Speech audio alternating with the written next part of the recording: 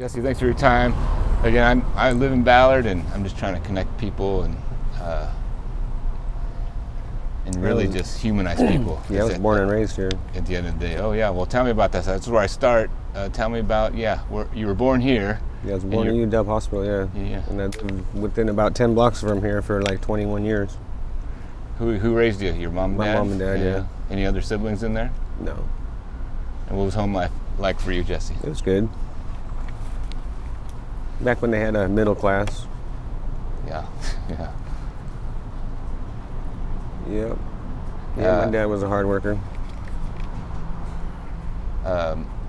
You went to school locally, and yeah. And high school, what was going on in high school for you? Yeah, I dropped out of high school when I was 15, and I went and got my GED. How come? High school wasn't challenging enough. So when I was 18, I went to North Seattle Community College. I was going to study psychology. But after about a year of that, I decided not to, because it was, in the beginning I was trying to help people like fix their minds, and then by the couple of years into it, I just didn't want to do it. I felt like I would do more harm than good. Oh, really? Yeah, because I started learning a lot about psychology, and I was learning like hypnotism and subliminals and stuff like that. And yeah, there's a lot of stuff you can do. People, like, and I didn't know it's a competition to control the masses, you know.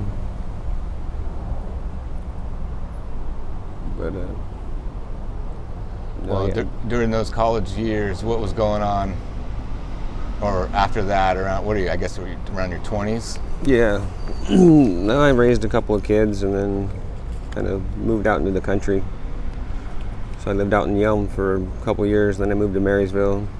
I had 10 acres 3 times. I moved out to Doty out in Chehalis. Nice. Yeah, took a 10-acre plot and put 5 of it up for 100 years for a preserve. Well, how did you get that idea? I've done it before with properties. I know it gets you a good tax break on the property and everything too. Okay. Plus it kept all the deer and everything that I had. And so preserve means you don't touch it. Yeah, you can't touch it. In its you natural can't build on it. Yeah. State. I could hunt the deer off of it, but I couldn't build on it. Right. For 100 years, yeah. And your kids were raised out there? Yeah. Running around? And yeah. My daughter, she's in Everett now, so she spent about half her life in Everett.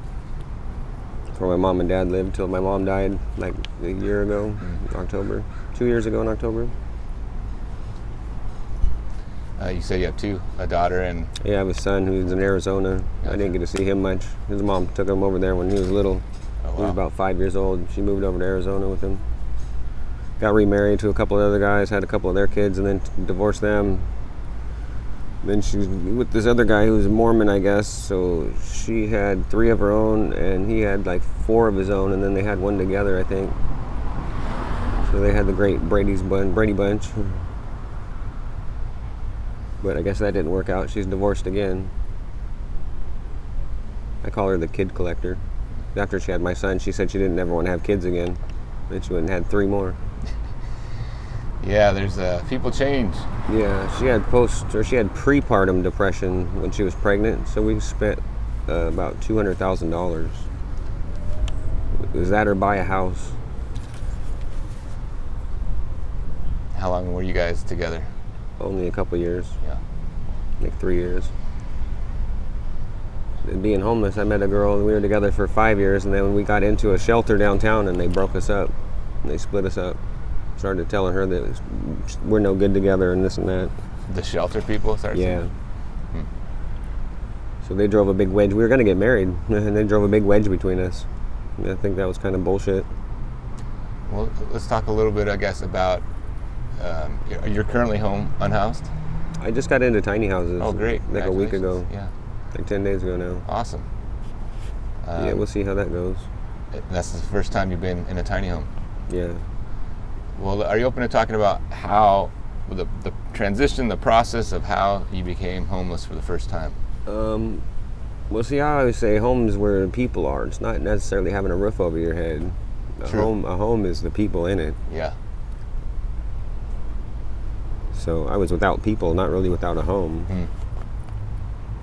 But I had 3 apartments at one time up in Everett. But yeah, without people, it's not home. Yeah.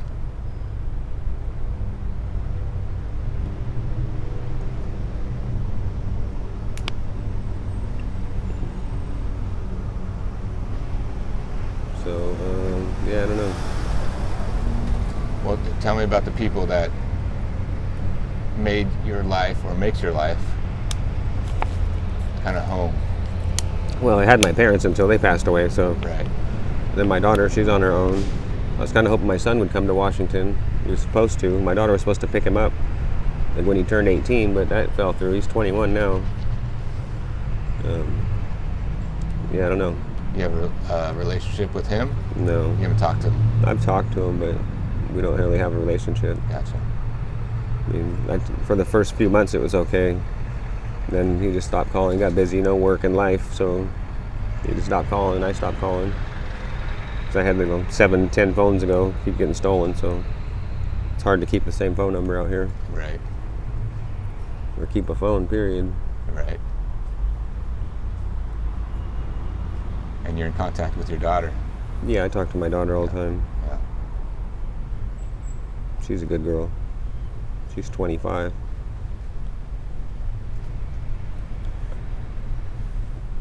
But yeah, so I'm without people. So finally I got back indoors. Which will be better. Well, how long were you outdoors? For the last few years. But I've been on the street since I was a kid. I ran away when I was 11. Came back home at 16, stayed for 2 weeks and then left again. Then came back as a roommate with my mom and dad and my uncle when I was in my 20s. Well, Then- my daughter's almost 11, and she's a child. So, why'd you run away, and where'd you go? Downtown Seattle. I mean, you just Lived on the street down there. I started fighting. So I took a bunch of martial arts training when I was a kid growing up, and with a bunch of other people on the streets. They would teach me some self-defense and stuff. So I learned a whole bunch of martial arts. I took like 31 different styles I studied. 29 is called or it's called changing palms or changing hands or changing palms. It's a Buddhist thing. So 29 styles is what it takes to do that. And I took 2 more just for the heck of it. 'Cause I'm a smart ass. So you were living with your folks, and then took off. Yeah. How come? There wasn't, when I was growing up, there was nobody home really. I mean, it was no difference me being on the streets or me being in the house. I mean, I had my own apartment when I was 12. I was an advocate for homeless kids when I was a youth too. There was this guy, Bob Wilmot. He had the Strand Helpers, and somebody killed him for like $20. He opened up the Strand Helpers. They had the motel and the restaurant downtown, and this guy had been there, I guess, for several months. And the rule was $5 a week, or just go out of the house during the day and look for a job or something, or you could work in the restaurant and earn your $5 a week. But the dude had been there for several months, and Bob said, why don't you give me $20, to catch up on like the past 6 months you haven't paid anything. That's the rules. You're not supposed to just sit in the house all day like a lump. So either, be gone for 8 hours a day or get a job, or, just pay him the $5. Go stand on the corner and bum $5. So the guy said, I got your $20. Hold on. He went and got a .22 rifle and shot him point blank in the chest. Killed him. And I came home and they were wheeling him out. And that was the end of that. I mean, everything went kind of downhill then. But like I said, I went back home when I was 16. My dad came downtown and found me. So I'd been on the streets for about 5 years almost. He came down and found me at the More Inn restaurant where I was at. I used to know a waitress there. I knew a lady that worked at the Seattle Center House, and then the one that worked at the More restaurant. I used to walk them to their car or to the bus after work. And the lady that worked at the Seattle Center House would buy me lunch or give me some money to go get lunch. But if I checked in with her every day, she'd buy me a pack of cigarettes and give me some money. Same with the lady downtown. I just walked her to the bus stop and she'd give me her lunch and make sure I had some pocket money. But had you even seen or spoken to your dad in those 5 years? No, I hadn't. I'd been hiding from everybody. And so, tell me about that story. I mean, He came down looking for me for a year or so, and he found the restaurant where I was eating lunch at all the time, and she told him that I would be there because I was there every day on the weekdays. So he came back the next day, and I thought something was suspicious because my bacon cheeseburger took too long. You know, it usually was right there, and the restaurant was pretty dead. They're stalling. Yeah, she was stalling me to get my dad down there, and when she handed me my plate, my dad sat down next to me and asked me to come home. So I did. I said I'd give it a try because I didn't like my mom. She was an alcoholic and abusive. My dad was a functioning alcoholic. Both parents. Yeah. So like I said, life at home was nothing. I got to do what I wanted pretty much. Yep. I had a couple of rules, you know, check in, let them know I was alive. But other than that, I got to do what I wanted. I drank until I was 21, and then I quit drinking. Well, when you went home, was there any, I don't know, invitation for repair or let's talk, or it was just the same? Really. I started building a relationship with my dad. My mom, the relationship kind of faded because when I was 10, she asked me if she divorced my dad, who I wanted to live with, because she wanted alimony and child support, and I said I wanted to live with him. And she didn't like that, so she didn't divorce him. They were together until he died. Yeah. So they were together 41 years. Yep.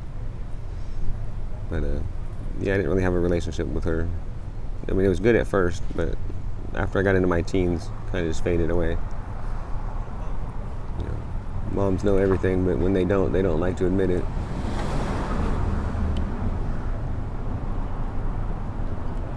But then, yeah, when I was 27, I had my daughter, and I raised her, so I had a little help from my parents. Let's see, you said when you're 21, that's usually people start drinking at 21. Yeah, I quit on my 21st. Quit. Why was that?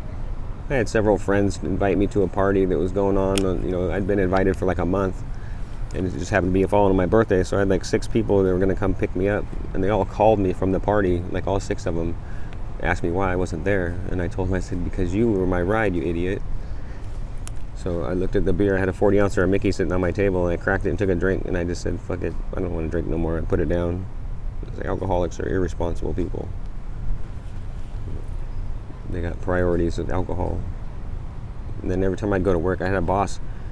I drank maybe occasionally, or I'd go to a bar or socially drink once in a while, maybe once a month if that. But my boss would ask me every morning if I needed a beer. I'm like, I don't drink like that, you know. I don't need a beer to wake up to. Like, okay, just making sure you're okay. I'm like, yeah, dude. I mean, I don't even know what gave him the idea that I drank, because I never drank around him. If I did, I'd drink like 1 beer. It'd take me the whole weekend to drink it. But yeah, that was odd all the time. Having my boss ask me if I wanted a beer in the morning. I was like, no. Yeah, I'd say that guy might have a problem. Well, he didn't drink either. That's why it tripped me out. Yeah. But he offered you a beer. Yeah, he offered me a beer. Oh, thinking I needed to get rid of a hangover or something. Huh. And I knew this guy for years and years, and he didn't ever get it through his head that I didn't drink. Strange. Yeah. Well, did you get married and do all that stuff, or just have a partner and have some kids? I had a partner and had a kid. Yeah. And then when my daughter was 3, I split up with her mom and ended up getting with my son's mom. Okay. And I was with her for a couple of years, and then she left. Gotcha. And she told me she wouldn't do what my daughter's mom did, and I said, what, leave me with my kid? So she took my son. And she was vindictive, I guess, and she took a lot out on my son because I wouldn't get back together with her. Like, she broke my heart, you know, and tore my family apart. You took your son to Arizona, right? Yeah, so I didn't want to get back together with her. Yeah. You know, a woman that fucking destroyed my family, you know, takes my son and uses him as a pawn. It wasn't cool. So I told her when my son was little, I gave her an envelope with some cash, and I gave her a bunch of diapers and clothes, and said, I'll be there for anything he needs. You know, so you don't have to get child support or whatever, I'll pay you, but, you know, let me see my kid. Then she moved to Arizona. She moved to Westport, or she moved to Long Beach, Washington, and then she moved to Arizona. So she always kept him far away.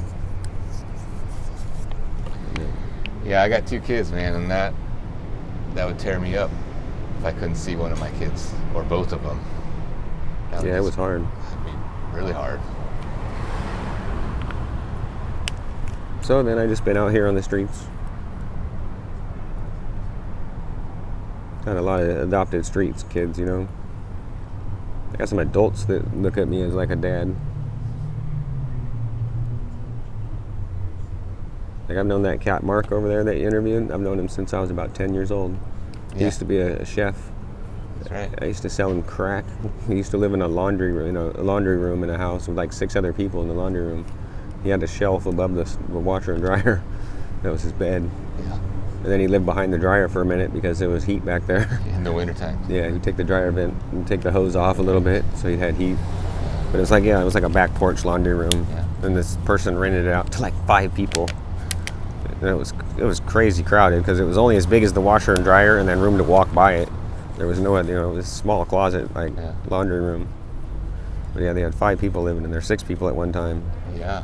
Yeah, and he was a big crackhead. Well, I mean, that says he's been around a long time. He's been around a long time, yeah. Because he's probably... Yeah, he's one of the oldest people I know out here. Yeah. Who's been around so long. He's been in Ballard. Yeah, just in this area. Yeah. Right? And anywhere I've moved to, I always come back here. I used to take my daughter to the park, Salmon Bay Park up there. Because that was my favorite park when I grew up. So, like, when I lived in Yelm, I would ask her if she wanted to go to the Far Far Park or if she wanted to go to McDonald's and go to the Playland or whatever. And if she wanted to be gone all day, we'd go to the Far Far Park. So it was like a 200-mile round trip just to go to the park for the day. Yeah. But that was fun. Yeah. And then trying to hunt her mom down. Her mom lived in Stanwood for a while, and I lived in Yelm, so it was like 300-mile round trip for that, just to take her for the weekend or a day and have her spend the night with her mom and then go pick her back up. Yeah. But I got sick of doing that when my daughter was about 5.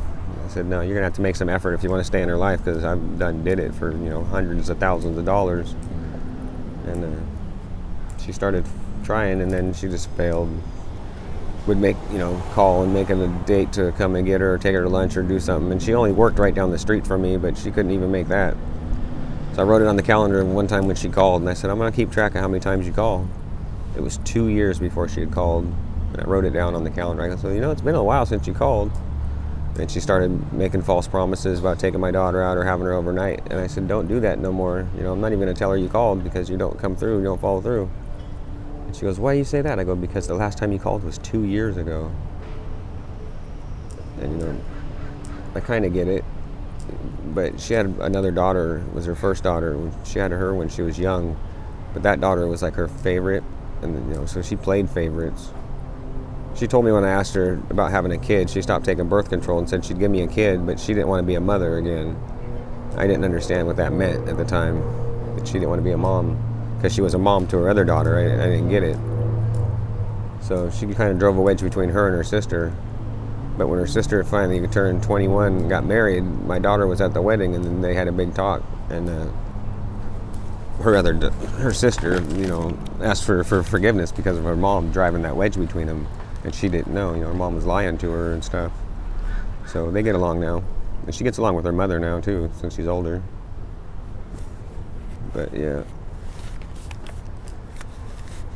And then I'm over here, stuck in Ballard.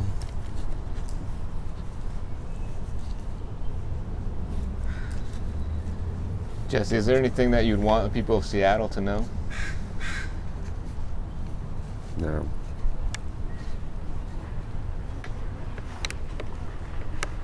There's nothing I could say change anybody's mind about anything out here. People are going to have their own perspective of what they think the homeless is, and there's a lot of bad homeless people out here. I mean, like, just because we're homeless doesn't mean we have to live like bums, and make big trash mountains and stuff. It's just ridiculous. Like, I've always tried to leave no footprint, I lived off the grid for years when I lived out in the country. But I was thinking about going back to school for renewable energies, the solar and the wind, and then windmills, yeah. 'Cause I don't think we're going to have gasoline forever. No, well, nothing's forever, right? Yeah. But the sun's always going to come out probably, so there's some guaranteed energy there. Yeah. Yeah, well, I think a lot of people are coping, housed or unhoused, in a lot of different ways. Yeah. And I think a lot of folks that are unhoused are stuck more easily stuck in addiction than housed. Yeah, I don't know about that. I've seen it on both sides of the tracks. I think there's more that's what I mean. In housed people. Yeah, they're indoors. How do you see That's it? where the money is. They have the working class. That's who does cocaine. I forgot about cocaine a long time ago. Yeah. That's the working man's drug. It costs a lot of money to do that drug. Yeah, you got to kind of define drugs, and there's drugs everywhere, and everyone's doing them, right? Yeah. Legal and illegal. So Yeah, we're just on the spot. You know, we're out in the eye of everybody because we don't have anywhere to go hide and do our yeah, drugs. that's right. So Yeah. yeah, it's on display for everybody to see out here. Mm. Well, thanks for sharing, man. Thanks for sharing part of your story, and I hope you get to reconnect with your son. And Yeah, that'd be cool. yeah, he reaches out to your daughter, and I don't know. I think when we're all in our early 20s, we're just doing Yeah, our we own all thing. think we're Superman. Yeah, exactly. So, but eventually that ends too, and Yeah. start to mature, and I hope he thinks about you, and you Yeah. can start some sort of relationship. That'd be awesome. Yes, sir. I'm gonna grab that little mic. Yeah.